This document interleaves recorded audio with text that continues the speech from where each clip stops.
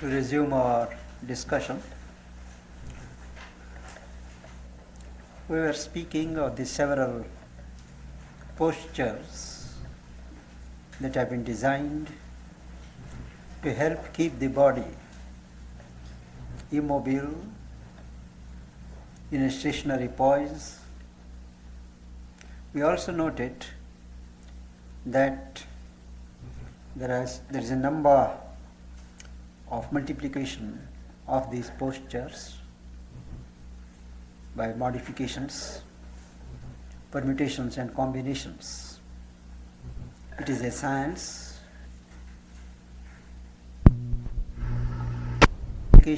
in a particular form of yoga, which I would be touching upon in the other series. For our purpose, the purpose of meditation, it is not necessary at all to go into these cumbrous methods of asanas. It is enough if each one of us can find out that posture which is easy, which is most conducive to ease and comfort for a certain length of time. It is clearly stated that that position is the best, which promotes the most ease. Only it is insisted upon that whatever the posture, the spine must be erect. The spine is the backbone of the whole system, and the chest, the nose and the head must be in a straight line. To make it simpler, you can take it that if the spine is erect, it is enough. If the spine is erect, it ensures the circulation of energy, whether energy from below moving upwards, aspiring upwards, or energy from above flowing downwards. If the frame is bent, crooked, then there is obstruction. So it is important that for however short a time or long a time one sits erect. It matters little whether one takes the cross-legged position, whether one sits like this on an easy chair, or whether one stands. All that is necessary is that you must be able to forget your body. During the time you are in meditation, you must not be overtly aware of your body. That is all. Of course, it is understood that sleeping is hardly a posture. I have come across a number of people who have deluded themselves into saying that I am meditating while sleeping. They are only sleeping and nothing else. It is also necessary that you don't rest your head on either a wall or some kind of stand. The head has to be erect, so that the downpour of whatever comes in and the uprush of whatever moves up can join without difficulty. The second step, after ensuring that one has found the right posture, the right asana as we call it in Sanskrit, is to operate the mechanism of the breath. Most of our thoughts are irregulated, restless minds, and it is quite a job to bring the whole mind together. Even if you manage to bring it round, there is a straying of thoughts. And it has been discovered that there is an intimate connection between the life energy that operates in a system and the mind. And this life energy operates in 5 or 10 ways. But the primary operation is one of breathing. And we are concerned at the moment with this operation of breathing. Through this breathing process, one can acquire a hold on the process of meditation. If you would observe yourself, you would find that when you are agitated, your mind is restless, your breathing also is irregular. You may breathe only through one nostril. The breaths may be short. Similarly, when you are breathing hard, irregularly, the mind also is not at rest.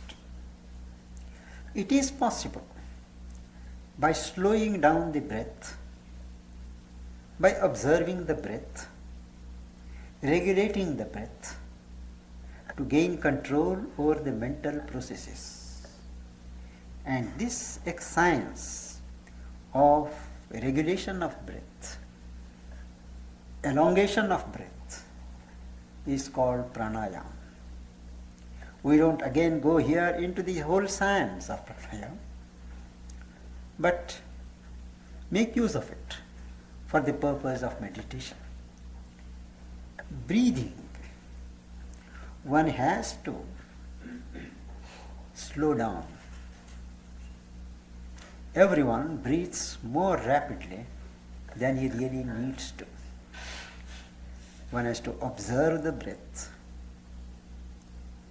After observing, try to slow down the breath as slow as you can. And once you get hold of it, you breathe in as slowly as you can and let it out equally slowly. A more difficult process. Pretty easy to breathe in slowly, but when you try to breathe out, there is always a rush. But one shouldn't be disappointed by failures in the beginning. One has to learn to make it as slow as possible. The ideal would be equalization of in-breathing and out-breathing. After this exercise is gone through with considerable satisfaction, the next step is to hold the breath for a while. You breathe in, hold, and then leave it out. We don't enter into complicated systems of 2, 4, 6, 8 and so on. For our purpose, it is enough if we regulate the breathing, make it as slow as possible. And when you make it slow, you will find that there is a calm, there is an arrestation in the form of thoughts, the rush of thoughts, and things coming under control. You can utilize breathing further. If you start following the breath, it is like a rope, a string leading into a well. Conceive of your inner being as a well, and this rope, breathing is the rope. You just follow it step by step. Each time you follow it attentively, you go 1 inch deeper.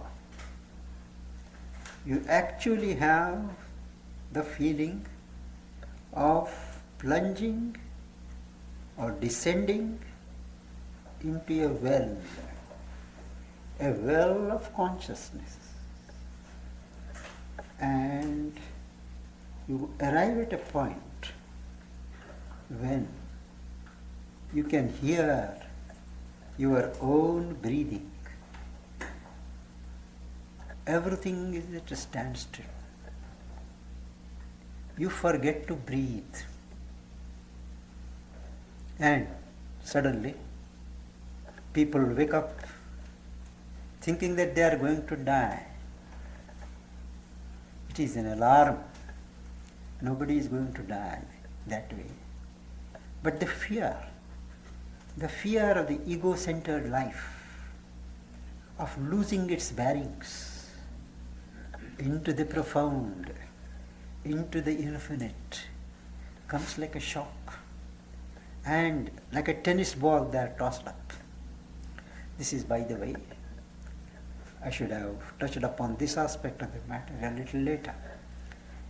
But this regulation of breath, observation, regulation, and following of breath gives a control over the thought activity. When this much is done, when you have taken a favorable position, followed the breath, got the mental apparatus into a kind of a controlled zone, the next step is to bring together, to draw all the mental faculties which are spread out towards yourself. And once you bring them together, the mental faculties, to fix them. Now this fixation of the mind, fixation of the mental faculties is called concentration. Concentration is different from meditation. Concentration is a process of fixing the mind, fixing the thoughts on one particular thing. What that particular thing is, it depends. It can be an image. It can be a real image, a figure, a face, a flower, a flame, a candle, or an imaginary flame. It can be a form, it can be a sound. Some sound it can be. It can be a concept. It can be an idea, a thought, whatever it is, physical, mental, or subtle physical. That forms the center on which all the faculties are fixed. That is, you have achieved concentration. In the very nature of things, this kind of concentration cannot last for long. It can be that like that for a few minutes. Once that time is over, when the fixation tends to relax, you have to just relax the mind. Relax the mind and allow the thoughts, allow the mental processes to flow on the subject, on the theme. This flowing of consciousness on the subject, on the theme, is called meditation. Meditation is compared to the flow of an oil in a wick, drop by drop, but steady. Only care is to be taken that the mind does not stray into other channels. It moves around, it moves over, touches the subject and goes on dwelling upon it. This is called meditation. And the first difficulty a practitioner has when he starts this kind of meditation is thoughts.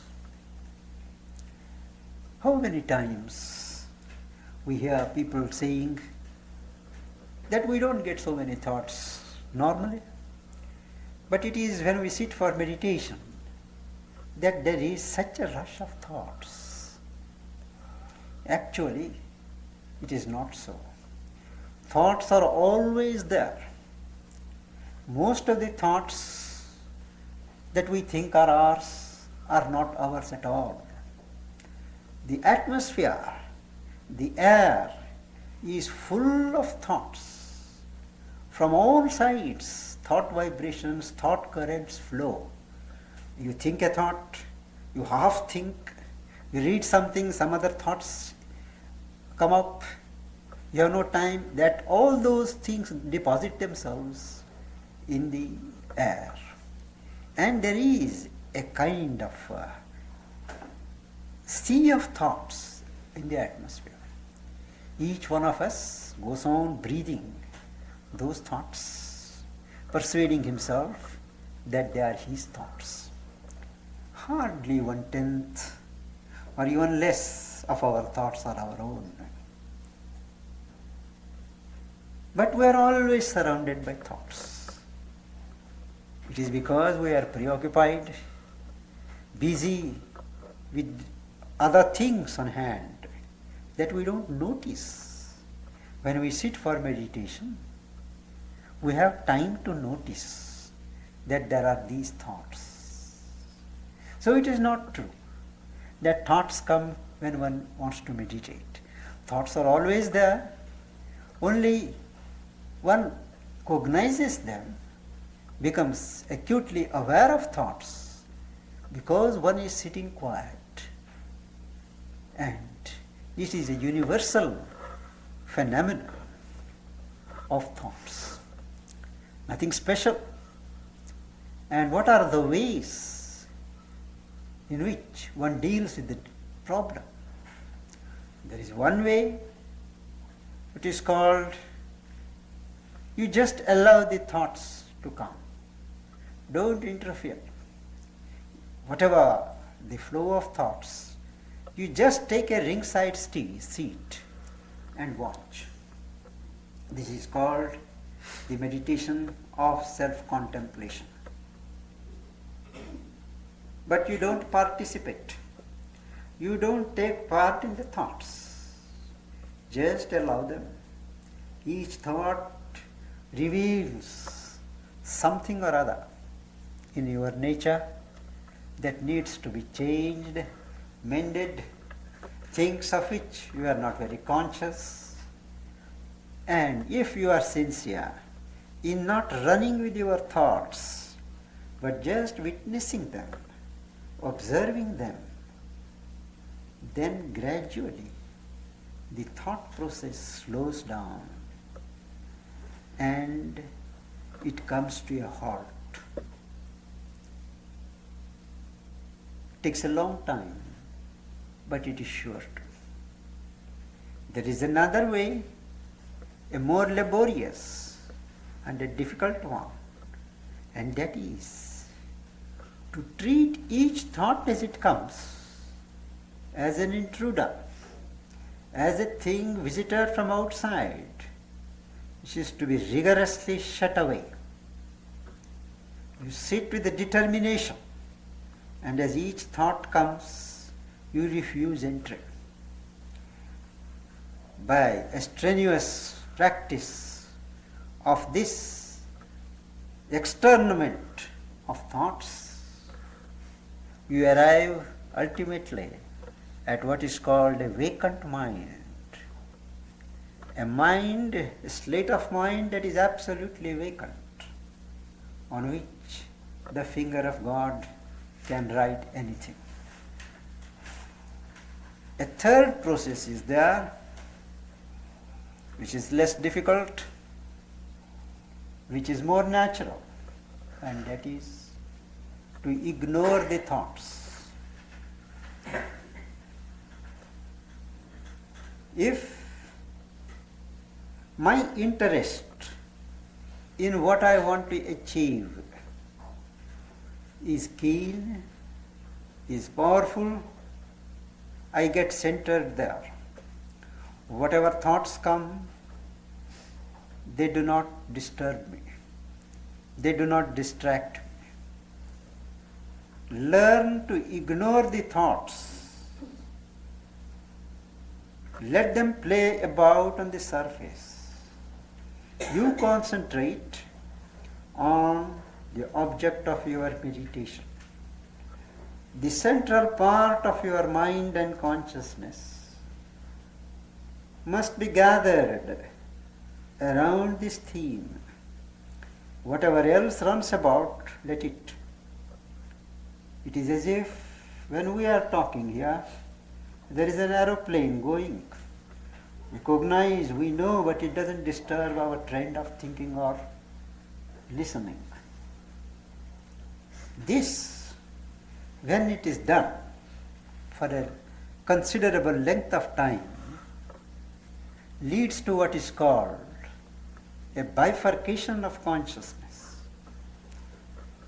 A part of the consciousness dealing mechanically with the thoughts, with the demands made upon it by external impacts. The central part concentrated upon the object of meditation.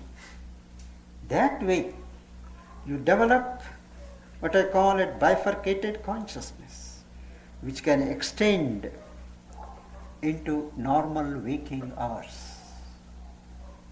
When this bifurcated consciousness is made a normal feature of life, your routine work, day-to-day normal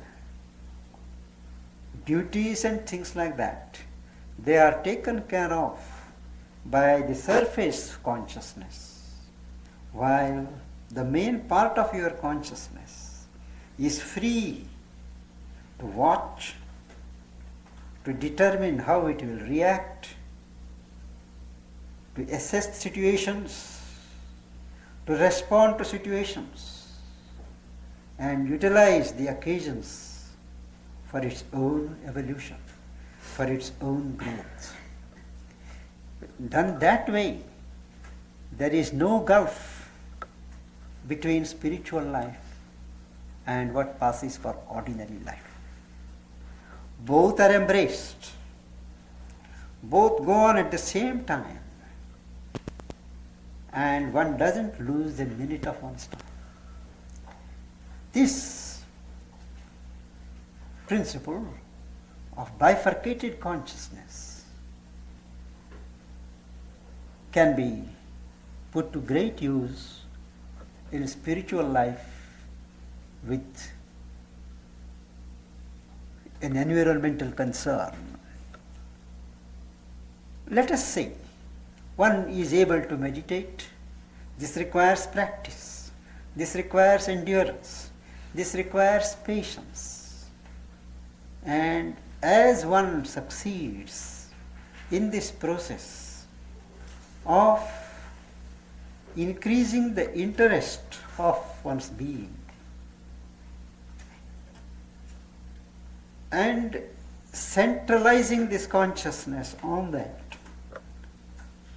slowly one discovers that the gap, the gulf between I who meditates and the subject that is being meditated upon, that gap lessens.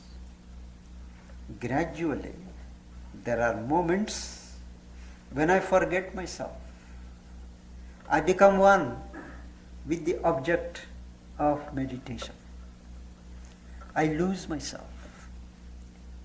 This losing of oneself, becoming of the subject one with the object, is the beginning of what is called trance, samadhi. There are various gradations of this trance. Suffice it to say that a true trance is when you are completely immersed, merged into the object of meditation, and you are not aware, distracted by anything else. When you come out of that mood, you do not remember what it was. All that you can say that it was a very fine state of peace, state of bliss. But how to relate it to life? This is not a problem that has been considered enough in our traditional spiritual practice. The end, the culmination was taken to be this self-absorption into the object of meditation. If it is God, if it is peace, if it is bliss, becoming one with it. And you are absolutely cut off from the world, from the movements of the world. But when you come back, you are the same person in external nature. Possibly, you may be more irritable. You may feel the impact and the contacts of outer life more irritating. And that is why they withdrew from life, they retired into forests and hermitages or convenient spots where people would not disturb them, traffic would not disturb, and so on. It was a retreat from life, which left the world poorer. The best spirits of humanity, the sentinels of the spirit, as they said, when they withdrew from life, life was impoverished. Life came to be looked upon as a snare and a delusion, whereas life is intended to be a field of perfection, perfection of consciousness. And the new spirituality, the time spirit, requires that we utilize the technique of meditation for improving the quality of life. And how do we do it? By practicing not static meditation, but dynamic meditation. There is a difference. Static meditation is when we silence our mind and let a peace or delight impress upon it, we become one with it, and we consciously lose our initiative. The danger is for among 100 people who practice, if there are 2 or 3 who succeed, and that is a very generous estimate, the rest sink into what I may call an inert meditation. An inert meditation leading to an inert trance, where the consciousness just lies still. It doesn't progress at all. It doesn't move towards light, but it sinks into torpor, it sinks into lethargy, and just stays put. Outwardly you may feel it as a kind of peace, but it is nothing of the kind. You are where you are, inert. And a trance of this kind is called in India Jada Samadhi, that is an inert trance, not an illumined trance, but an inert trance. People who meditate for hours together, 3 hours, 4 hours, 5 hours, 6 hours. It is they who slip into this normally. It is they who slip into this kind of inert and passive meditation. There is no progress. There is no leap of consciousness. But if meditation is kept active, vigilant, sifting things, preventing it from sliding back into inertia, but always vibrant, always open to the right ideas, right light, right thoughts, well, that moves. It is a dynamic meditation. And the moment the hour is over, the meditation is not over. When you get up from meditation, you extend that poise, that attitude of meditation into day-to-day life. It is more important. The attitude of meditation is more important than the act of meditation. Because during meditation, you have a certain poise of love, disposition to peace, trust in God, a universality of approach, kindness, all these. Now, that attitude, that texture of the mind must continue, must prolong itself in non-meditational hours. This is what I mean by saying meditation has to be made an active meditation. It should enter into day-to-day life situations. Whatever work we do, whatever reading we may be doing, a part of us must be always poised in that meditational attitude. Prolong it as long as possible. By practice, all the waking hours will be filled by this waking meditation. Meditation becomes dynamic. Meditational attitude prevents you from doing many wrong things, from indulging in any wrong movements, reacting wrongly. Always warning you, guiding you that this is the wrong thing, this is you are going to say wrong or do wrong. One part of us must be always there. And consider from this point of view, meditation period is only a peak period of the culture of consciousness. It is a 24-hour program,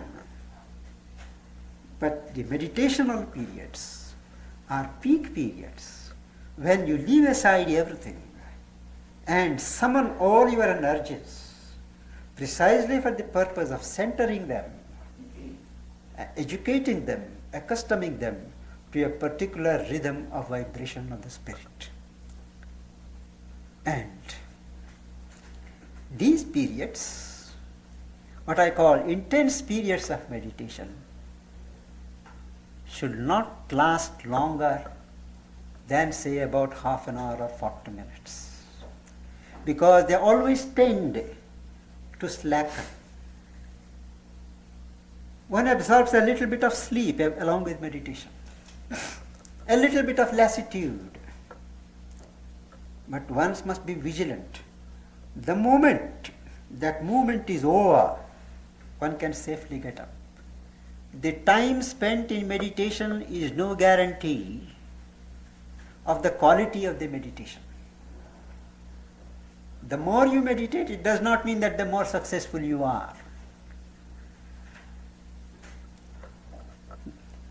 However briefly you meditate, if the mind is gathered, open to silence and peace, working upon the theme, even for half an hour, that gives enough impetus for the rest of the consciousness to pursue that quest in its own way. And such periods must be at least twice or thrice a day. And what are the timings? will it do to meditate when the mood is on? It is very fashionable nowadays to speak of uninhibited movements of mind or of the vital. When the mood is on, you do it, otherwise you don't. That's not the way of evolution. That's not the way of order development. One must keep certain fixed hours of meditation. And if you observe, you will find that at that particular hour, something waits. Some habit forms in the atmosphere, and a helpful element to help you in meditation waits at that time. Once, twice, thrice. If you fail to respect it, it will not come again. But should you mentally regard it and take pains to sit a while, sit quietly at that time, something else forms in your atmosphere and comes to help you. The timings, one can't be dogmatic, but usually the juncture of night and day is considered to be most favorable for successful meditation. The hour when the hour of dawn, what is called the hour of God, before night completely recedes and there is the break, sunbreak, that hour when natural energies are still asleep, active energies are still not yet come, everything is very favorable for self-collection. Similarly, at dusk, when the sun goes down, the active energies are going asleep and night is slowly preparing to come over. There is again a favorable moment for meditation. Also, sometime during noon, there is a bit of a restation. One can't make an absolute rule about these things because one is not always circumstanced to observe these timings. But whatever the timings, they must be regular. It is not the duration, as I said, that is important, but the quality of concentration of meditation. Next,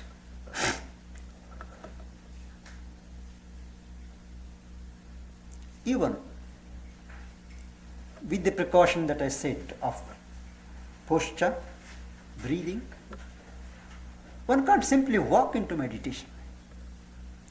One has to create a kind of mental climate suitable to enter. When we go into a prayer room, what do? We just shed other preoccupations, cares, anxieties, gather ourselves, put ourselves in a proper mood and then enter.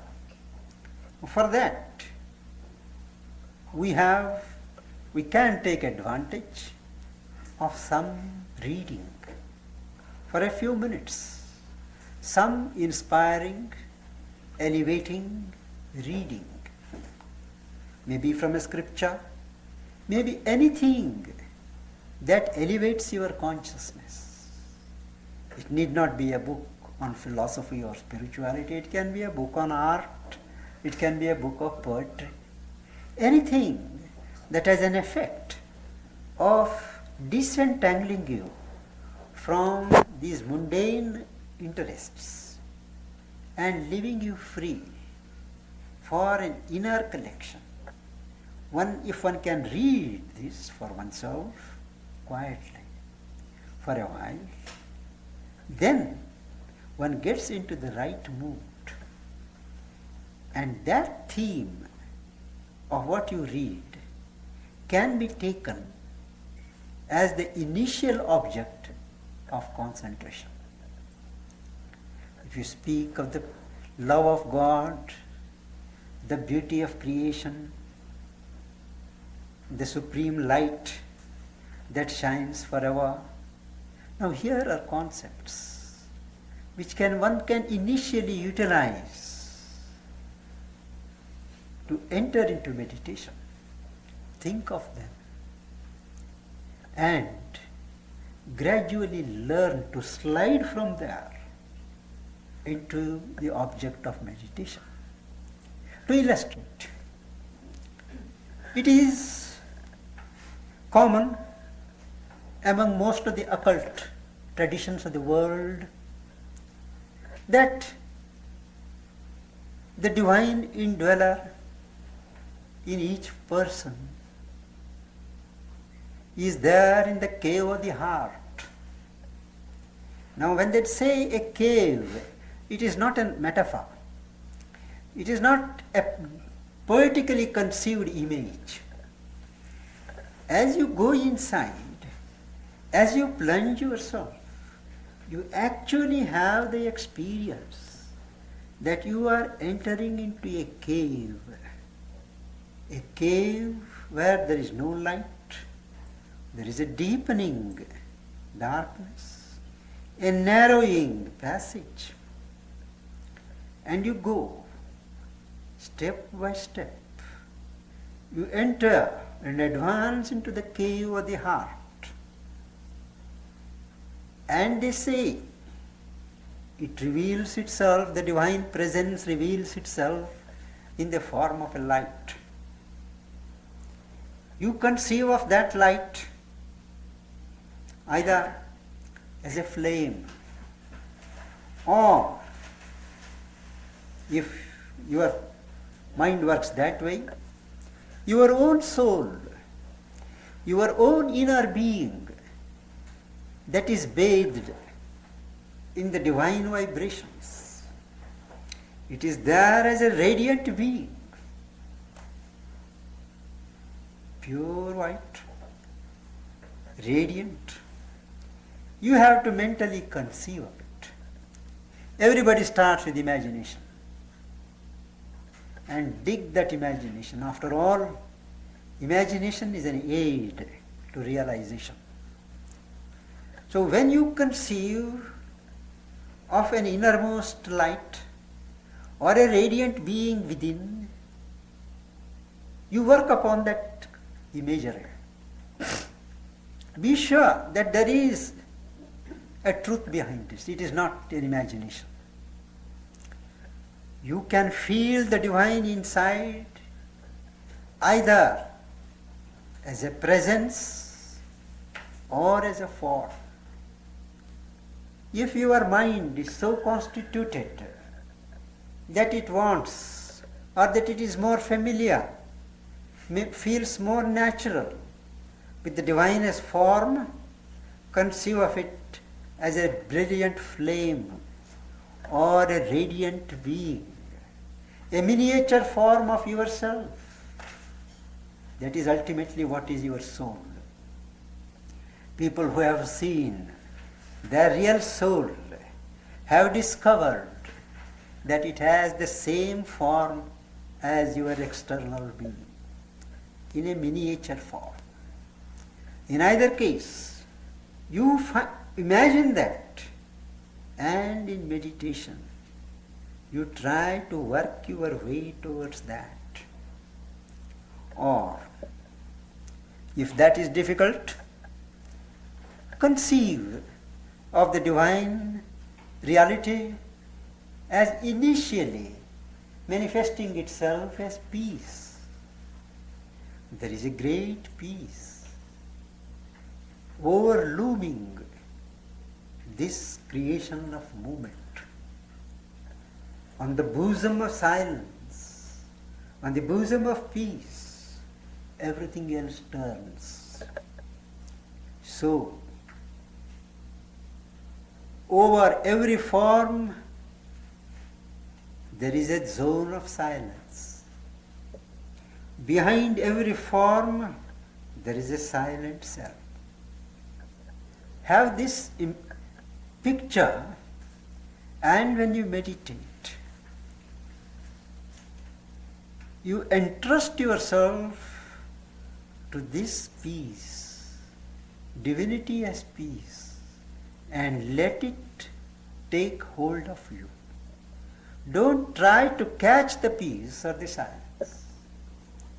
Just allow yourself to be enfolded by these velvet waves of peace for a while.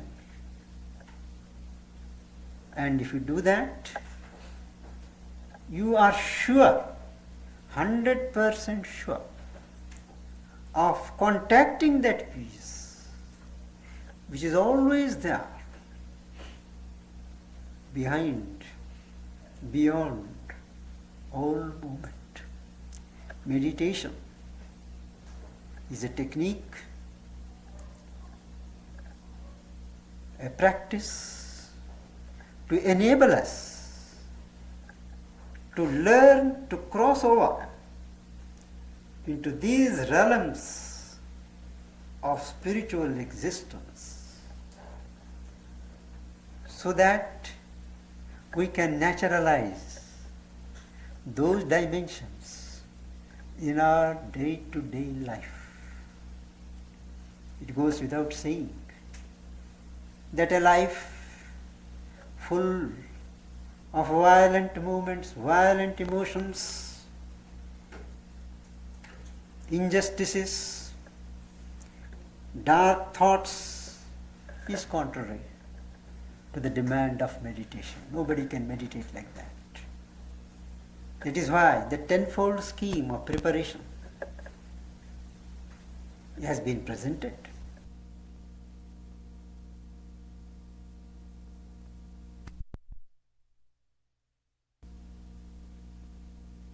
Rejuvenated, freshened.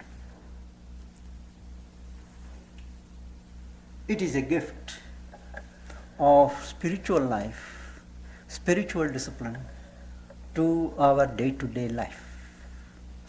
I have given you a rough idea of what I understand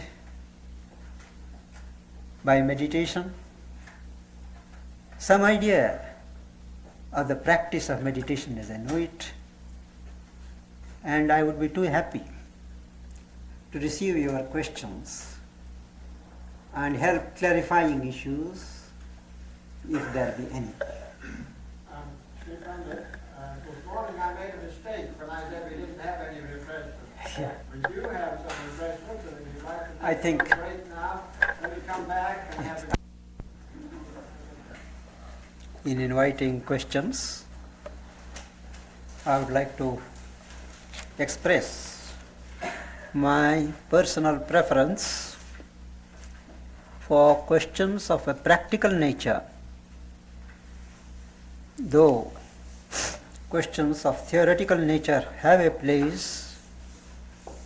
Today, after all the discussion that we have had, I think practical questions will be more apposite. I think friends may now ask the questions. Well, in meditating, I often try just to still the mind and have no object and no thought in mind. What do you think of that? Is that all right, or is that worthless? It is one of the ways of eliminating, keeping out all forms, all movements. But it is a very laborious process. It is a negative way.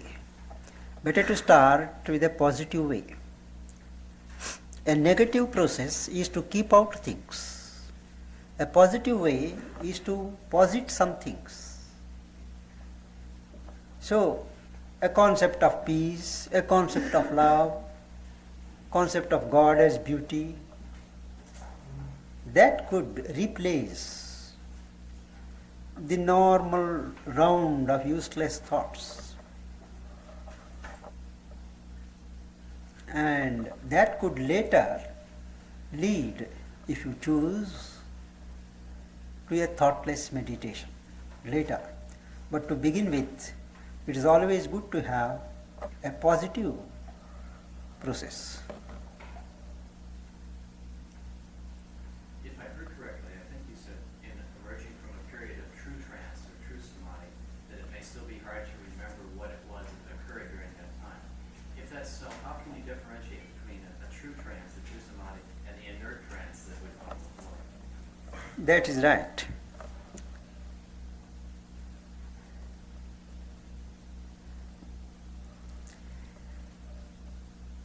A luminous trance will leave a certain glow, luster on the face, and the person will feel light floating. But a person with an inert trance, he will tend to be more what you may call solid type.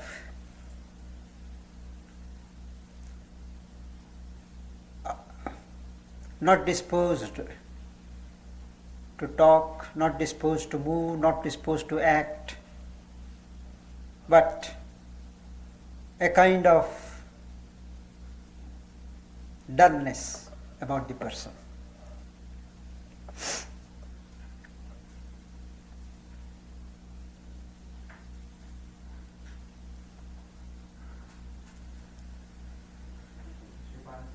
Sri Aurobindo's life and works fill 30 volumes, and it occurred to me that I can't recall really even one chapter on meditation in all of his writings. And I know meditation must play some strong role in the yoga. Could you discuss the role of meditation in Sri Aurobindo's yoga and people yoga, and possibly say why or why not he never wrote an exposition of some kind on meditation? It's not quite like that. In all his writings on yoga, particularly the synthesis of yoga, in which he deals with all the traditional disciplines of yoga, synthesizes them, and builds his own yoga of self-perfection, there is a continuous stress on meditation. Everywhere, there is no special chapter to meditation, though there is a chapter given to concentration in the Yoga of Knowledge, which constitutes the second book. Because as I said, the difference between concentration and meditation is little. Concentration relaxes into meditation. And meditation is not a sole discipline standing by itself, but it is interwoven with the different types of disciplines called yogas. So, everywhere he has written about meditation, and all that I have said comes from my acquaintance and practice of what he has said on the subject. Meditation plays a great role, important role. Though Sri Aurobindo did not believe into what is called systematization, he felt, and I feel rightly, that any knowledge, once you give it a form of a system, it becomes artificial. It ceases to be living and dynamic. I have seen books on meditation, on concentration, written by people who have had certain experience, I know. 1, 2, 3, 4. First do this, 2 do that, 3 do this. 1 black point, 1 dark point, 1 blue point. No, this is not the way meditation can be taught. This is not the way meditation can be communicated. But I was told, when I inquired why, those authors who could have known better, they said the Western mind needs to be taught things step by step, point by point. Otherwise they can't understand. But I refuse to accept that. After all, human mind is one. The background may be different. We have to educate and train the Western mind to grasp things in a natural way, not in a way of system.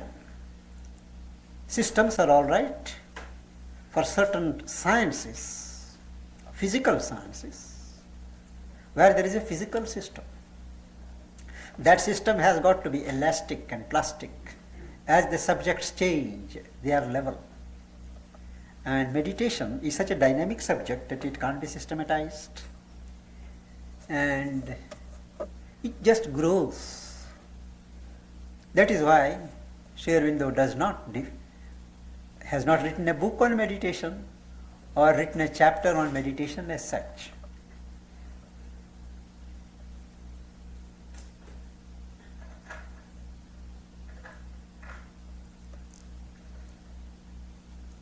Though there are specific questions on meditation that have been posed and he has answered, and they are contained in his letters on yoga in the section called Sadhana through meditation. There are about 30 or 40 pages touching upon various experiences in meditation, what should be done, what should not be done, the symbols, the visions and the experiences that one has, the sounds that one hears or one may hear. I didn't touch upon experiences of visions, sounds during our talk because they are not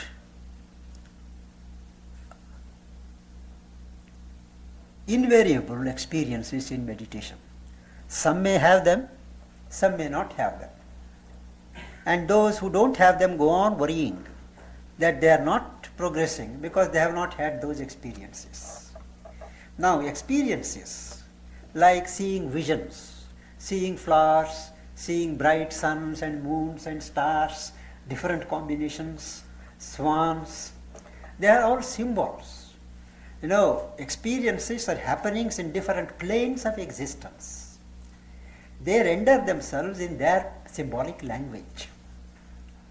And in meditation, when the consciousness withdraws to certain subtle levels, it may see certain things happening, and those happenings register themselves in the form of certain imagery. An ocean, for instance.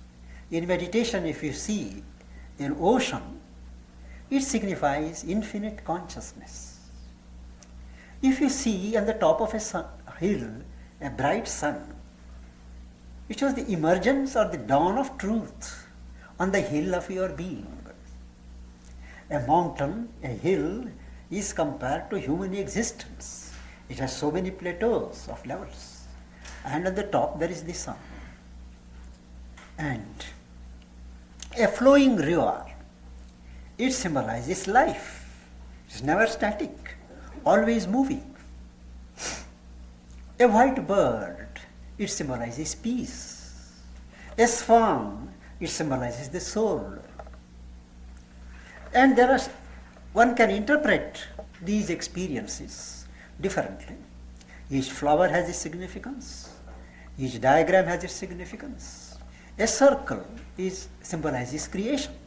A square symbolizes perfection. A triangle, when it points upwards, as in the Star of David, it represents the triple aspiration of matter, life and mind. And the triangle descending downwards is the answer of the supreme grace of existence, consciousness and bliss. Now, these are all interpretations of visions. Similarly, there are sounds, When one meditates, one goes deeper, one may begin to hear sounds. Some people wonder if something has gone wrong with their ears and they try to check. They go to doctors. Now, the doctors are unable to diagnose. Actually, what happens is the subtle hearing opens.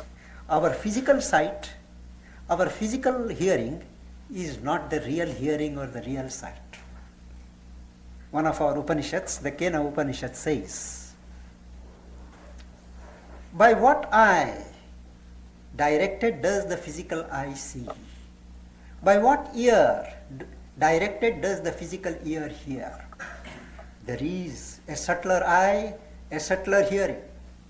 And as man progresses in evolution, as centers of consciousness are dynamized, get energized, it is possible to do away with the functioning of the organs, sense organs, and function only with the subtle faculties of hearing or sight. Now during meditation, the subtle eye opens. The subtle hearing, audition opens.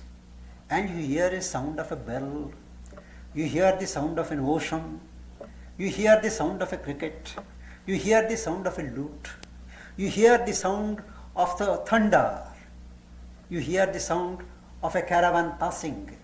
There are all 8 or 10 or 11 different kinds of sounds that have been categorized. Which one hears during these? But all these experiences of sight or hearing are optional. By themselves they do not indicate that one is progressing spiritually, but they are fingerprints, impressions of the fact that some subtle changes have started taking place. But one can move, one can progress without having any of these experiences. What advice would you have for a person that's interested in being initiated or taught pranayama? And also, you mentioned the imagery where you image a flower or something. Yeah. At what point does the image become reality? The science of breath, pranayama, it has to be learned only from one who practices it and who has mastered that art. It shall not be copied from any book. As far as the elementary stages are concerned, it is all right. But the real technique of it, it has to be learned from one who himself has practiced and mastered it. One need not be very spiritual to be a proficient in this pranayama. One can do it, and people do it as an art of life, prolonging their lives, opening their intellectual faculties, range of hearing, clairvoyance, clairaudience, all these subtle faculties get open when you do pranayama. It need not necessarily lead to spiritual unfoldment unless you utilize it for that purpose. Second, at what stage do visualized images become true? It depends upon the intensity of the practice and the quality of your consciousness. If you are prone to be a little imaginative, subtle, quicker, downright materialist, always earth-turned, it takes time. But it is a question of practice and patience. Ultimately, sir, these images are only transitional devices. Images themselves are not final. They form sort of a springboards to go into that which the image signifies. The image stands for something. We go to that. When you have a picture of a God, a form, a photograph of Jesus Christ, and you concentrate upon it, it is not that physical person, but it is the spiritual existence behind that reality. You are communicating with that. After some time that image goes. The moment you think, you enter into communion with that reality. So the image is a convenient stepping stone. It ceases to be necessary. after a while.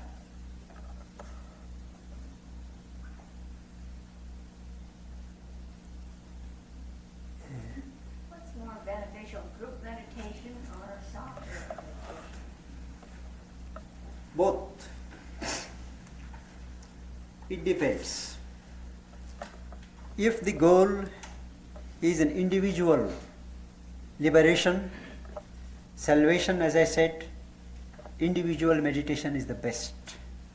But if you have some kind of collective good, a collective service by way of contributing to harmony, peace, love, promotion of higher values of God like love, benevolence, kindliness in the society, a collective meditation is more helpful. I did not speak of collective meditation for my own reasons, but now that the subject has come, I would like to say that collective meditations are intended to pool together various individual aspirations and generate a force of evocation to which collective call the higher reality responds. There is an old Judaic belief that if 12 sincere people meet together and pray, God is bound to manifest. Only since the beginning of creation, we have not been able to find 12 sincere people in one place. Now, when peoples gather, there are people who are developed, there are people who are not developed, who have just begun. There are people who are weak, there are people who are strong. So, there is a kind of leveling off. The weak ones gain impetus from the strong. The strong ones, their things are drained, not gained, they are drained. And the weak ones draw from them. But it is good. After all, it is God-given thing, it should flow. And there is a kind of mutual help, conscious or unconscious. A solidarity is forged of aspiration, call. Only care has to be taken before the meditation starts to have one common theme. Otherwise, what happens? If there are 20 people, the moment they close their eyes, they go into 20 different worlds. To prevent that, before meditation starts, one must give a theme for meditation. Let us all pray for peace.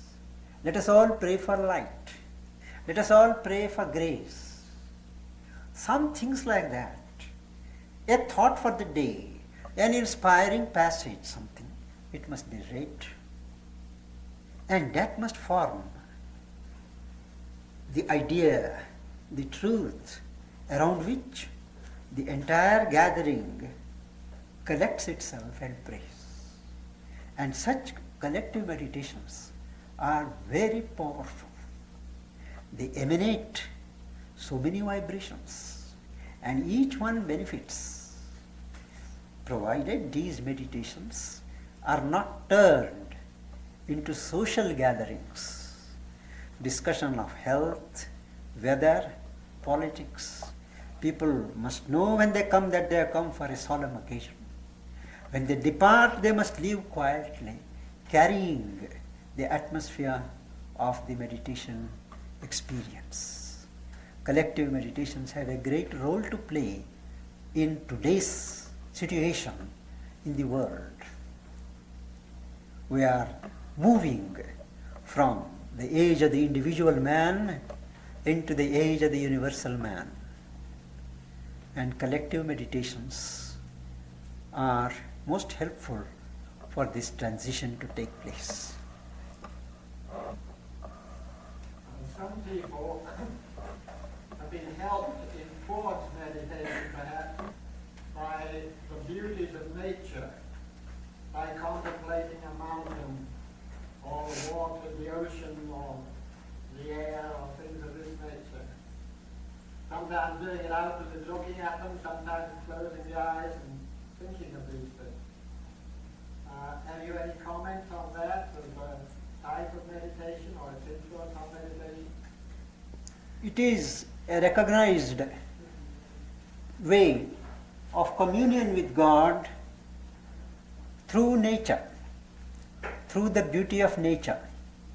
It is only some refined spirits, refined individuals who are awakened to the presence when they see that beauty. Not everyone can do it, but it is a most successful type of meditation. It is only some aesthetically evolved souls that like this type of meditation.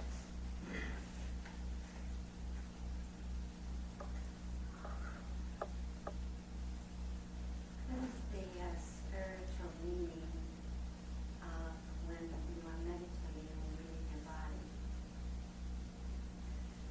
It is what is now commonly described out of the body experience. What happens?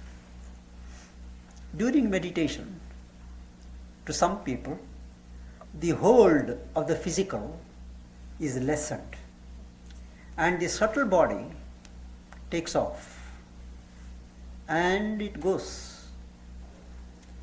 Normally this happens in dreams. But for some, even in meditation, the moment they step back and release the hold of the physical, immediately they go. It does not have any spiritual significance, but it has occult implications that you can go to other planes of existence, know things, work there, act, function. But unless it is voluntary, it is a dangerous pastime. One doesn't have control. If one can do it with certain control, I want to go, I detach myself from the physical body, slowly ascend and go at will through this window, through this wall, everything is possible. But it must be done consciously, then there is no danger. Otherwise, we are just helpless. At times it happens, when you go like that, you don't know how to come back.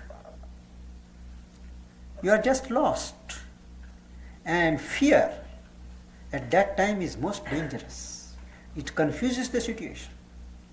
It is only an act of grace of God, some benevolent help from some being that enables such people to come back somehow into their body. They normally, there are different doors outside from where one goes out. But the easiest one to go out and enter is through the heart.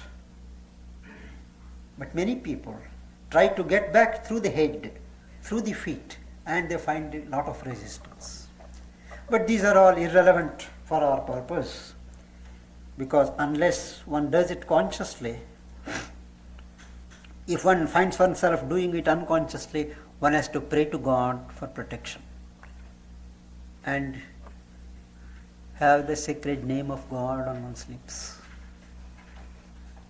In connection with this, don't we all leave our bodies at night anyway? Why would it be more dangerous to leave it during meditation? It is dangerous in this sense. If you are sitting with other people and if you are out of the body, if somebody else touches your body, you are more likely to get a shock and some derangement of the body. So going out during meditations, unless one is alone, well protected, is not advisable.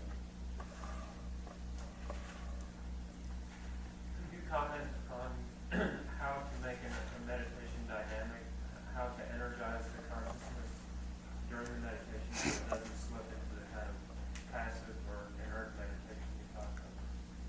keeping vigilant, keeping the mind alert,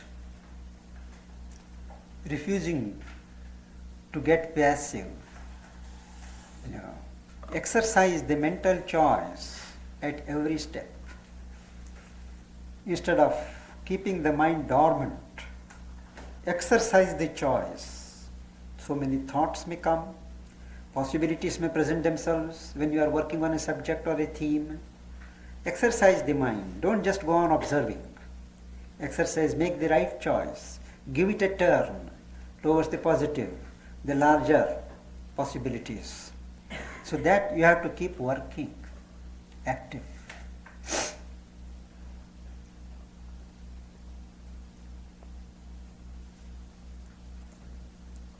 Yes? Could you explain if it is necessary to be very proficient in a certain type of meditation before practicing sati meditation? I couldn't get the question. Do you have to have a background of another type of meditation before practicing the sati meditation and walking around meditation? What type of meditation? Walking around. Sati. Sati means? Yes. Zen.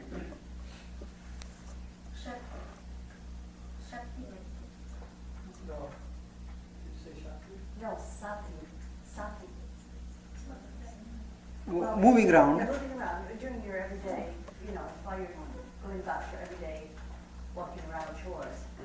Waking, not at rest. Active meditation. Yes. Active meditation. Well, do you recommend a particular type of meditation prior to practicing that? No, I would recommend an attitude of awareness of the self, your soul, as different from the nature, nature in movement. You are different. So you have to periodically step back and watch. Refuse your sanction. Give your sanction. This periodical stepping back, holding yourself back, that attitude is enough during day-to-day life. It leads to what I call a bifurcation of consciousness in the course of time. That you are not nature. You are not something which is completely under in the mercy of circumstances. You are somebody who is aloof, who can be a witness, who can be, if he chooses, a master. You are involved by habit. Release yourself and determine your reactions, determine your responses. Don't helplessly react. If you can do that, separate yourself from the flow of nature and get your hold in yourself, in your being, in your soul. I think that is something what is called active meditation or activization of meditation. Yes? Could you describe for us the difference between the soul, the mind, and the spirit?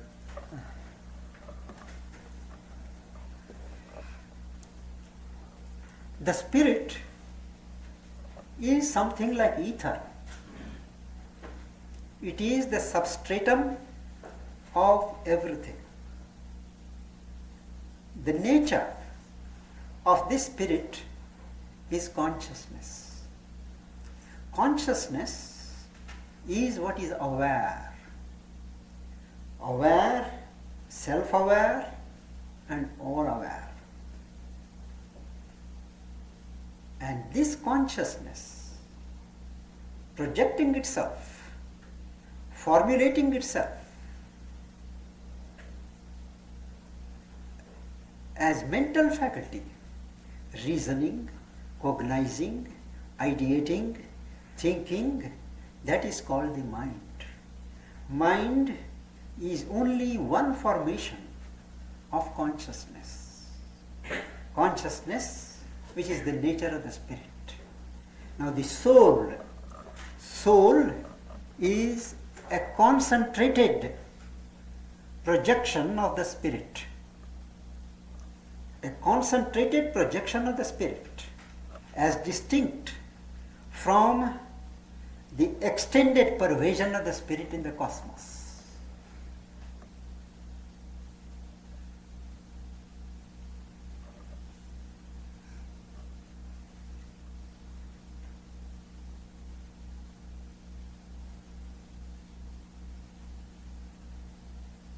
I think it's nearing 4 now, 3:45, unless one last question, I think. Yes. I would like you to tell us which one of the tattvas, TATWA, is supposed to be used in the morning to start meditating. And you say that the first light of the day is coming. Could you interpret that? Tattvas, you call them. Uh-huh. There are 5. They were more. You know, tell us tattvas. Yes, you pronounce tattvas. But no, it's not necessary to conceive of tattvas at all. Why do you need to bring in that concept of tattvas, you know? Because you said at the beginning that one of the nostrils is open and the other remain closed. And that has to do with. Yes? I think we must learn to breathe with both the nostrils. To breathe with one nostril is incomplete. And madam, that is another discipline, something of the tantras. And I think it is not part of our discussion today. That is another, to awaken certain energies in the body, heat or cold. They breathe through particular things. I think that will be another subject, perhaps some other time. Some more time. Thank you very much. Well, on your behalf, I want to thank Sri Pandit for doing so extremely well after just recovering from an attack of flu.